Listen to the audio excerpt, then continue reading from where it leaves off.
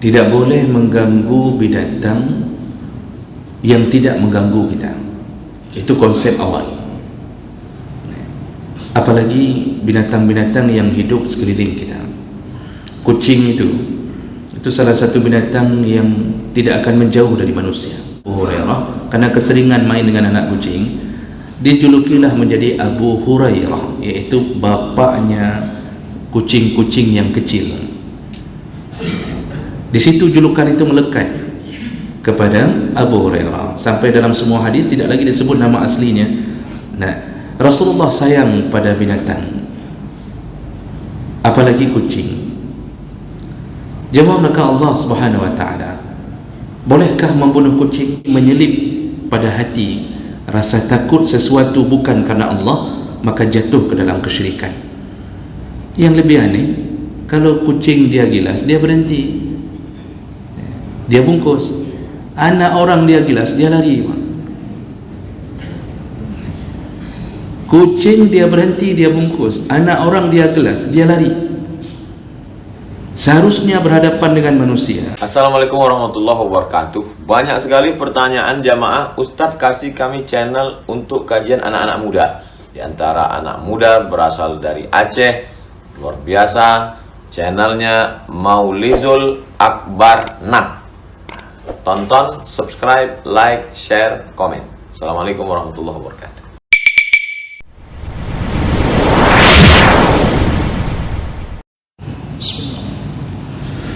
Assalamualaikum warahmatullahi wabarakatuh.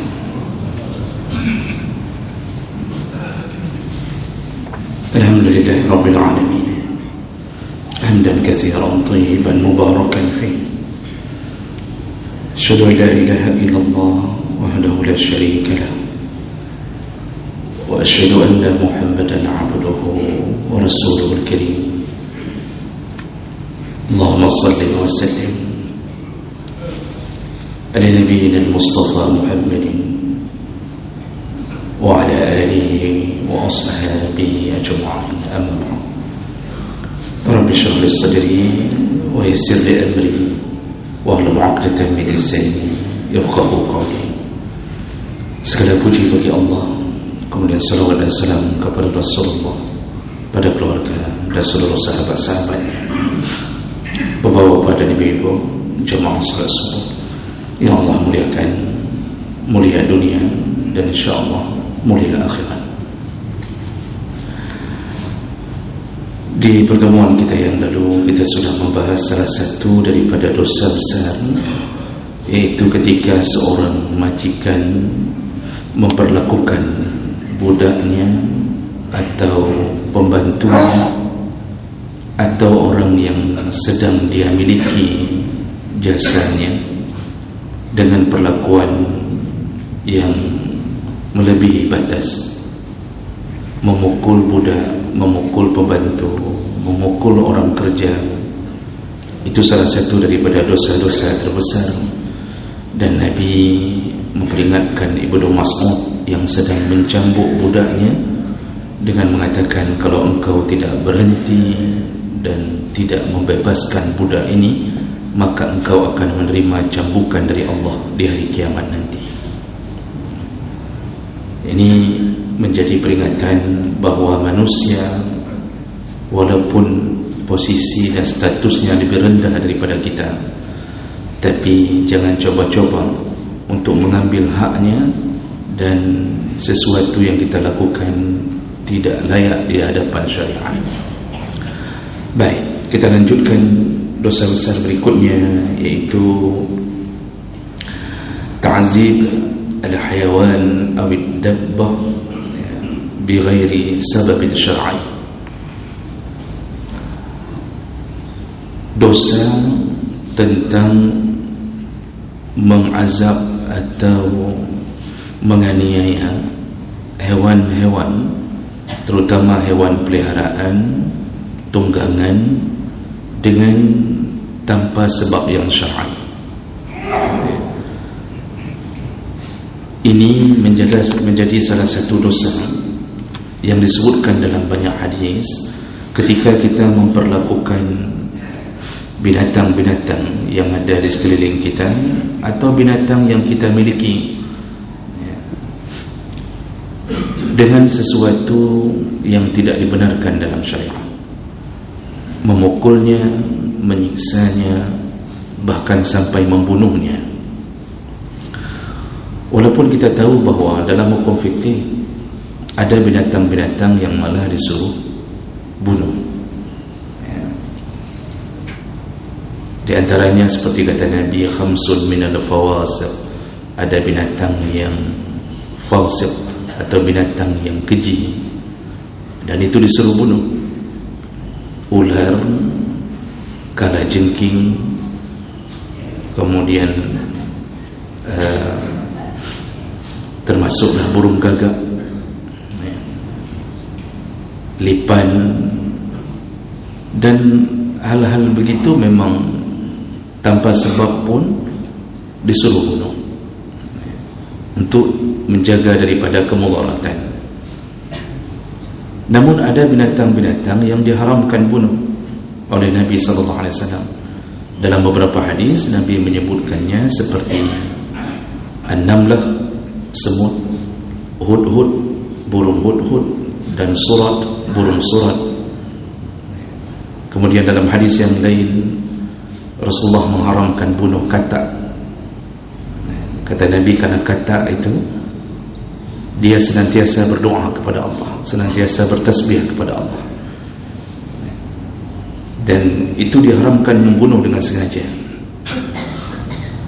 Namun kalau seandainya dalam hujan lebat kita terinjak atau menggilas katak, maka itu bukanlah sesuatu yang disengaja, maka tidak mengapa.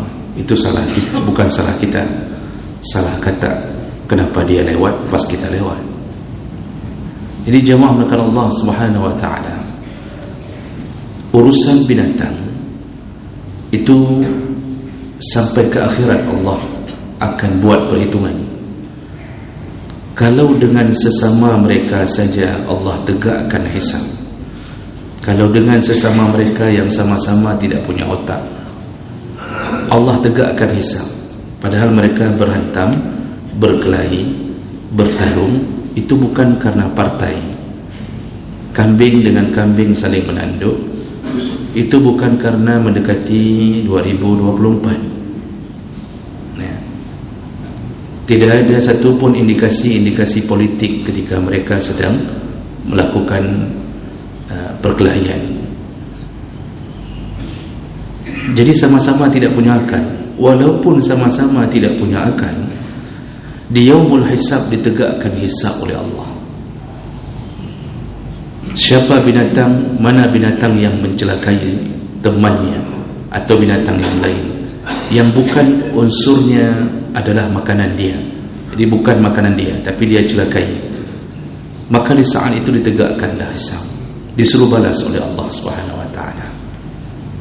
Kalau sesama binatang yang tidak punya akal ditegakkan hisab, maka lebih hebat hisab manusia yang diberi akal yang menyiksa binatang yang tidak punya akal. Jemaah melakukan Allah Subhanahu wa ta'ala, dan ini telah ditegaskan oleh Nabi SAW. Dan salah satu buktinya Rasulullah SAW telah mengatakan melalui hadis riwayat Bukhari, hadis dari Ibnu Umar, kata Rasulullah, dakhalat imra'atun an-nar fi hirratin rabatatha. Ada seorang perempuan yang masuk neraka, kata Rasulullah, dimasukkan ke neraka. Kenapa? Alasannya karena dia telah mengikat seekor kucing. Dia ikat, falam tut'imha, tidak diberikan makan, walam tada'aha ta'kulu min khashashil ard, diikat kemudian tidak diberi makan dan tidak diizinkan mencari makan dari serangga-serangga yang ada di sekitarnya. Jadi dikurung di dalam rumah, diikat, tidak biarkan Seharusnya kalau dia tidak ikan, mungkin binatang ini, kucing ini bisa mencari makan sendiri. Dan apa nasib perempuan itu? Di dalam neraka, kata Nabi. Dalam riwayat yang lain, hadis riwayat Bukhari Muslim juga, Rasulullah mengatakan, "Uzibat imra'atun fi hirratin." Di neraka ada seorang perempuan yang diazab, sebabnya karena seekor kucing yang sajanatha, yang dia penjarakan, dia kurung. Seekor kucing dia kurung hatta matat, sampai kucing itu mati. La hiya ta'amatha wala wasaqatha. Dia tidak memberi makan kucing itu, juga dia tidak memberi minum. Idza hiya habasatha wala hiya taraktaha ta'kul min khashashil ard. Dia kurung dan dia tidak izinkan kucing itu untuk mencari makanan sendiri. Maka perempuan itu di dalam neraka. Ditambah di ujung hadis lain riwayat Ahmad, fawajabat laha an-nar bizalik. Allah wajibkan perempuan itu untuk dimasukkan ke dalam neraka. Bapak Ibu yang Allah muliakan, dikuatkan dengan hadis yang lain, Rasulullah pernah mengatakan, wa'uridha alayya an-nar, aku pernah dinampakkan neraka. Nah, ini ketika Nabi sedang melakukan proses salat kusuf, salat gerhana. Nabi pernah didekatkan pandangan neraka, pernah didekatkan pandangan surga. Nah, hadis yang kuat. Lalu aku pernah didekatkan kepadaku neraka, dinampakkan, uridat alayya. Falaula anni dafa'tuha ankum laghasiyatkum wa ra'aitu fiha salasatun yu'azzabun. Seandainya aku diizinkan untuk menolak pandangan itu, artinya seandainya aku diizinkan untuk menolak neraka itu mendatangiku, pasti kulakukan. Namun Allah menampakkannya di hadapanku, dan kulihat di dalam neraka itu ada 3 orang yang sedang diazab. Ini dinampakkan ke Nabi dalam keadaan Nabi sedang melakukan salat kusuf. Dan salah satunya yang diazab dalam neraka adalah imra'atun hamiriyah. Ada yang menyebutkan hamyariyah, yaitu seorang perempuan dari suku Hamyar. Sauda, perempuan berkulit hitam, tawilah dan tinggi. Tu'azzabu fi hirratin, diazab dalam neraka gara-gara seekor kucing laha yang dia miliki, dia pelihara. Aw saqatha falam tada'ha ta'kul min khasha'is al-ard. Selama tinggal bersama perempuan ini, kucing itu tidak diizinkan untuk mencari makan dari serangga-serangga yang ada di muka bumi. Walam tut'imha, dan dia sendiri pun tidak kasih makan, hatta matat, sampai kucing itu mati. Fahiya iza aqbalat nahashatha wa iza adbarat nahashatha. Di neraka nanti, kata Nabi, perempuan itu dicakar oleh kucingnya, dihabisi oleh kucingnya sendiri, baik dari belakang maupun dari depan. Jadi tubuh perempuan itu salah satu siksa yang disiapkan kepada orang-orang yang suka menganiaya binatang. Dia disiksa kembali oleh binatang yang dia siksa. Maka jemaah melakukan Allah Subhanahu wa ta'ala, hati-hatilah dengan urusan ini, karena banyak sekali hadis yang menyebutkan, dan semuanya dalam derajat yang sahih, tentang pembalasan di hari akhirat karena mengazab hewan. Bahkan dari hadis riwayat Bukhari dari Asma binti Abi Bakar radhiyallahu anha, annahu sallallahu alaihi wasallam shalla salat al-kusuf.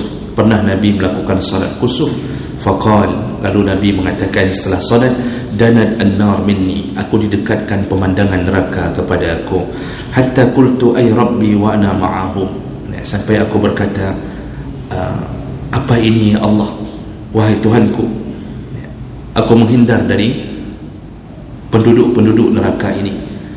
Dan di dalamnya, fa iza imra'atun habasan, ada seorang perempuan yang sedang dipenjarakan dalam neraka.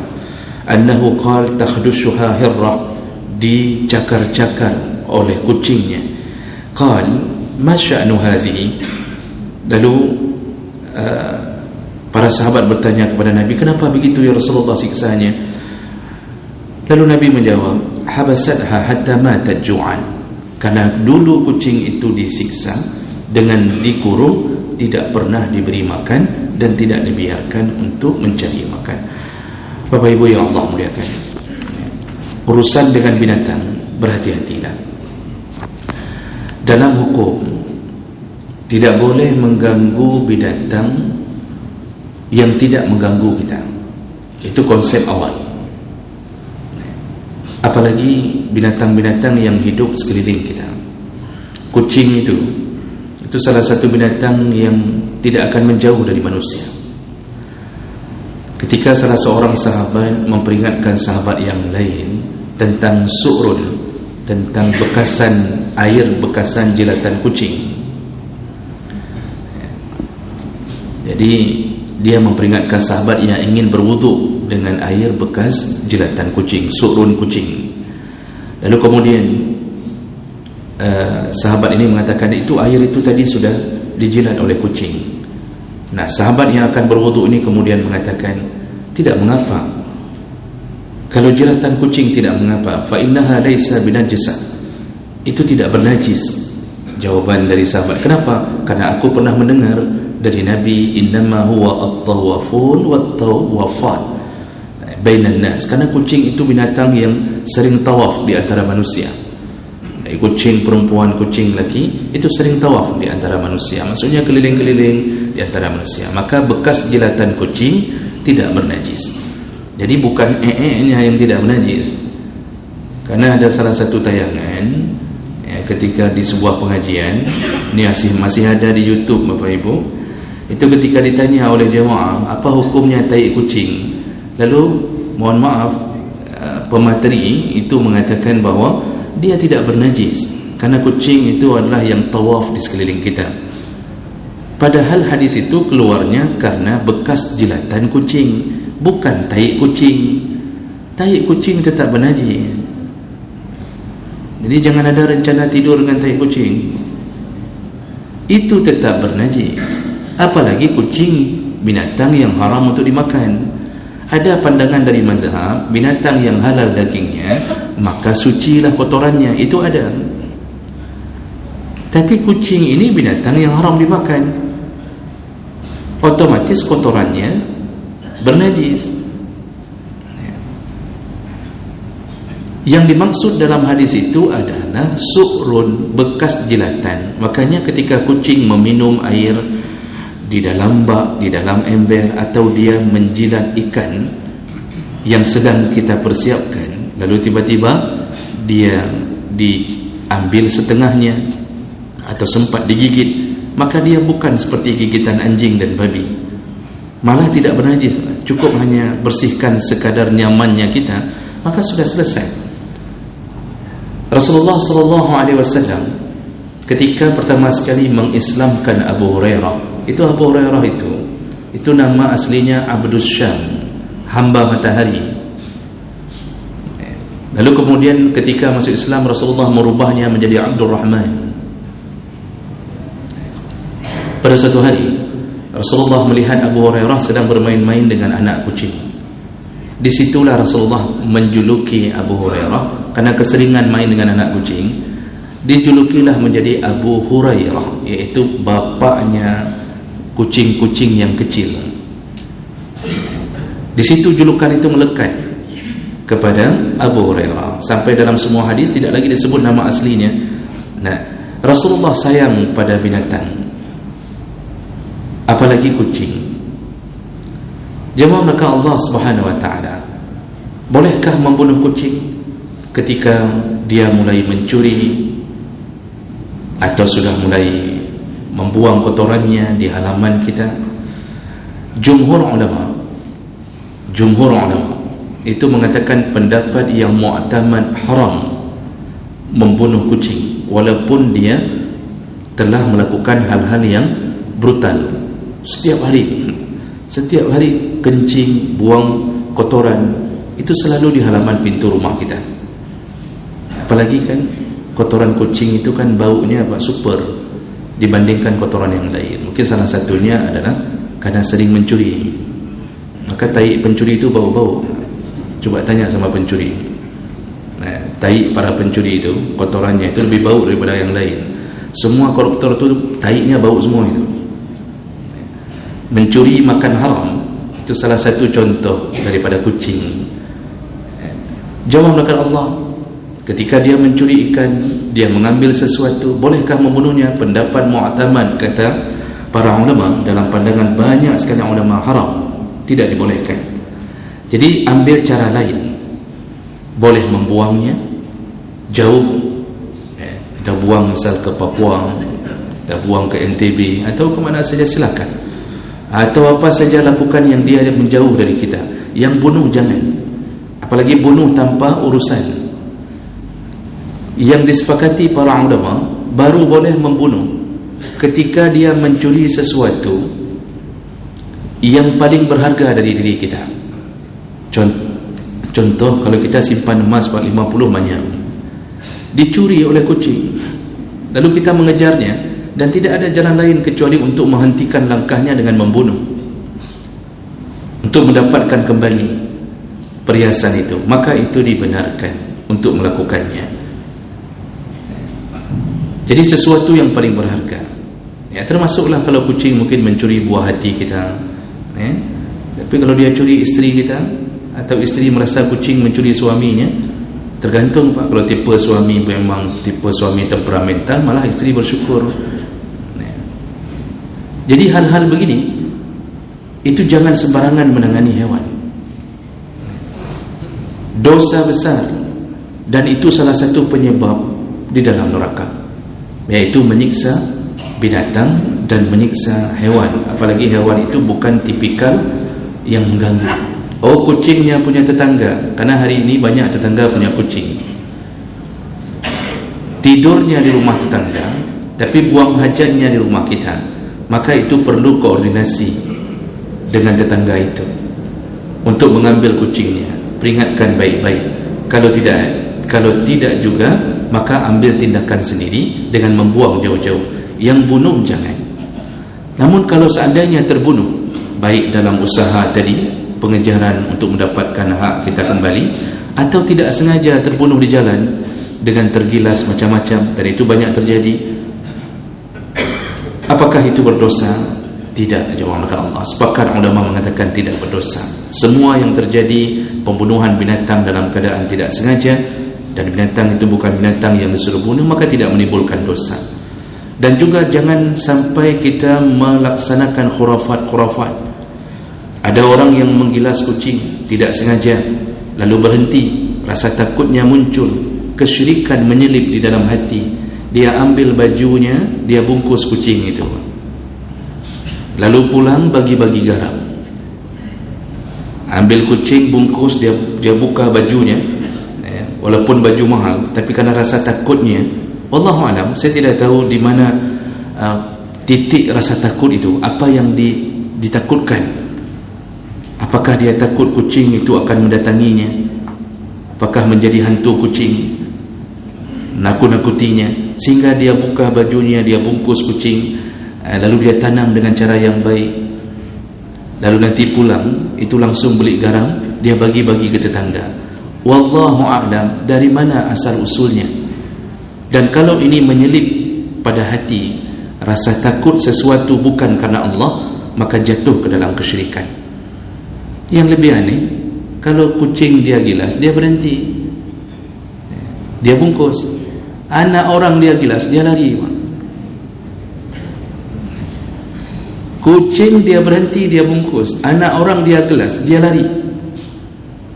Seharusnya berhadapan dengan manusia itu harus lebih bertanggung jawab. Itu anak dari hamba Allah. Begitulah manusia kadang-kadang kalau sudah dibodohi oleh sikap-sikap yang berbau takhayul, berbau khurafat. Tidak ada ajaran untuk membungkus kucing. Kita boleh tanam begitu saja, ya, tidak perlu dikafankan, dimandikan, apalagi disolatkan. Tidak perlu. Kuburkan begitu saja, tidak ada bagi-bagi garam. Kalau mau bagi garam, tunggu menjelang Ramadan, bagilah ke fakir miskin, bukan gara-gara urusan-urusan kucing. Maka jemaah melakukan Allah Subhanahu wa taala, perlakukanlah binatang dengan baik. Bahkan dalam hadis yang lain, jangankan membunuh, kita cambuk saja, kita pukul saja, nanti kita dikisas oleh binatang itu dengan izin Allah. Dan itu dibuktikan melalui beberapa hadis, di antaranya hadis Nabi sallallahu alaihi wasallam, hadis riwayat Bukhari Muslim dari Abu Hurairah radhiyallahu anhu, kata Rasulullah sallallahu alaihi wasallam, ada seseorang, rajulun yasuqu baqarah, ada seseorang yang mengendarai seekor sapi, idza raqibaha fadarabaha, dia kalau naik ke atas sapi itu dia memukulnya lebih dahulu. Faqala, lalu sapi itu berkata, tentu dia berkata kepada dirinya, dan Rasulullah diberitahu oleh Allah, sapi itu berkata setiap kali dipukul, inna lam nukhlaq lihada, innama khuliqna lilhas, kami tidak dicipta untuk dipukul, kami dicipta untuk membajak, menolongmu, bukan dicipta oleh Allah untuk dipukul olehmu. Itu perkataan seekor sapi. Fahadhihi baqarah antaqaha Allah fid dunya tudafi' an nafsiha. Lalu Allah Subhanahu wa taala memberikan kesabaran pada diri lembu ini. Tentu dia tidak bisa balas pada manusia. Kapan? Nanti ketika datangnya hari akhirat, maka yuktassu minhu biqadri darbihi wa ta'zibihi. Maka Allah izinkan semua binatang yang pernah kita pukul, yang pernah kita cambuk tanpa ada urusan syariat, diizinkan mengkisas. Maka mulailah lembu yang mencambuk kita di akhirat, dia diizinkan untuk memukul kita kembali. Maka jemaah melakukan Allah Subhanahu wa taala, jangan fikir kezaliman kita pada binatang dilupakan oleh binatang. Tidak. Air mata mereka keluar, hati mereka berbisik, tapi mereka karena dijadikan Allah sebagai hamba yang rendah daripada manusia, Allah akan buat dan tegakkan penghisaban di hari akhirat nanti. Makanya jangan sering-sering memperlakukan sesuatu yang kita pelihara. Sebaiknya pun tidak, jangan sering-sering pelihara binatang kalau khawatir akan jatuh ke dalam dosa. Jangan sering membiarkan nafsu ingin memelihara burung, beli burung, kita kurung, lalu kemudian kita pergi ke Banda Aceh, kita pulang ke Medan, pulang rupanya lupa kasih makan, mati, siap-siaplah pemiliknya untuk diazab oleh Allah. Karena itu hadis-hadis bukan hanya berlaku pada kucing, tapi berlaku pada semua binatang. Hari ini orang pelihara ikan di akuarium, lalu pergi haji, pergi umrah, lupa kunci tidak ditinggalkan, tidak pun dikasih ke tetangga, tidak pun diberi biaya makan, matilah semua ikannya, matilah semua peliharaannya, bersiap-siaplah pulang haji langsung masuk neraka, dari bandara langsung neraka. Jangan main-main dengan urusan menyiksa binatang. Ini salah satu perkara terbesar yang kita remehkan hari ini.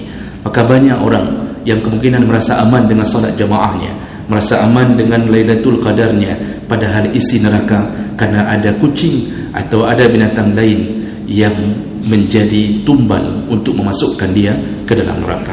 Mudah-mudahan Allah menjaga kita agar kita tidak menyiksa makhluk Allah yang bernama binatang, dan mudah-mudahan Allah hindarkan kita dari api neraka. Subhanakallahumma wa bihamdik, asyhadu an la ilaha illa anta, astaghfiruka wa atubu ilaik. Wassalamu alaikum warahmatullahi wabarakatuh.